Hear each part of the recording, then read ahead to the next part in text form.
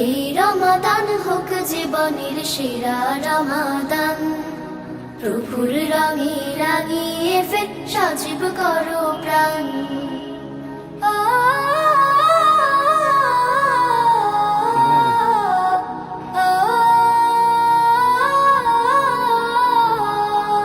প্রভুর কাছে গুনাহ সকল নাও করে মাফ, রহম চাদর নাও জড়িয়ে ছেড়ে সকল পাপ।